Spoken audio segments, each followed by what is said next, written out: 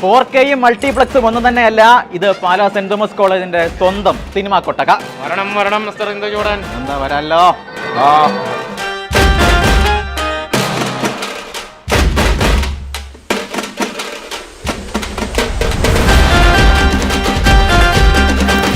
ഇത് പാലായിലെ ശക്തി ടാക്കീസ്.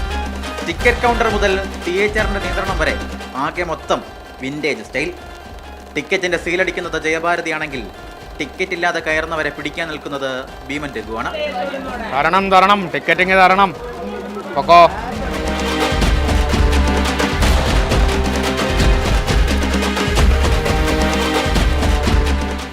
മുതലക്കുഞ്ഞുമായി ജോസ് പ്രകാശും ടാക്കീസിലുണ്ട്.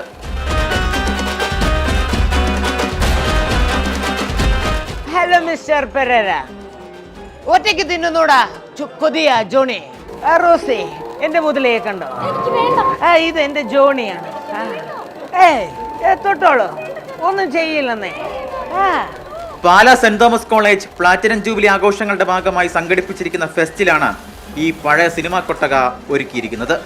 പ്രത്യേകിച്ച് പ്രായമായവർക്ക് അവരുടെ പഴയ കാലം തിരിച്ചു കിട്ടിയ സന്തോഷം, കുട്ടികൾക്ക് അല്ലെങ്കിൽ ഞങ്ങളെപ്പോലുള്ളവർക്ക് ഞങ്ങൾ ഇത് കണ്ടിട്ടില്ലല്ലോ, അപ്പം അവർക്ക് ഒരു കൗതുകം, അതിനു വേണ്ടിയിട്ടാണ്. ഭീമരേഖുണ്ട്, ജോസ് പ്രകാശ് ഉണ്ട്.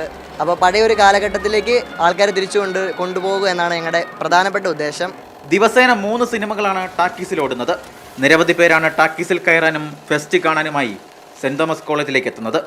ജനുവരി 26-ന് ഫെസ്റ്റിന് തിരശീല വീഴും. കാണാൻ വരുന്നവർക്ക് നല്ല പ്രതികരണമാണ്. നമുക്ക് അതിൽ വളരെ സന്തോഷമുണ്ട്. പിന്നെ നമ്മൾ 3 സിനിമ നമ്മൾ ഓടിക്കുന്നുണ്ട് ഇതിനകത്ത്. ഇപ്പം ഫിലിം ഫെസ്റ്റാണ്, അതിൻ്റെ ഭാഗമായിട്ട് നമ്മൾ ഈ കൊട്ടകം സെറ്റ് ഇട്ടിരിക്കുന്നത്. അപ്പോൾ അതിൻ്റെ ഭാഗമായിട്ട് 3 സിനിമകൾ നമ്മൾ ഡെയിലി ഓടിക്കുന്നുണ്ട്.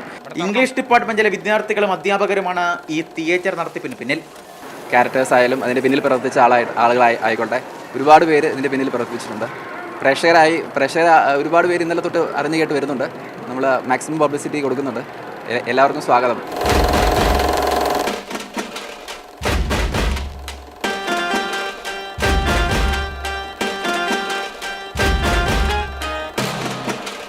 ഭീമൻ രഘുവുണ്ട്, ജോസ് പ്രകാശുണ്ട്, ജോസ് പ്രകാശിന്റെ മുതലയുണ്ട്.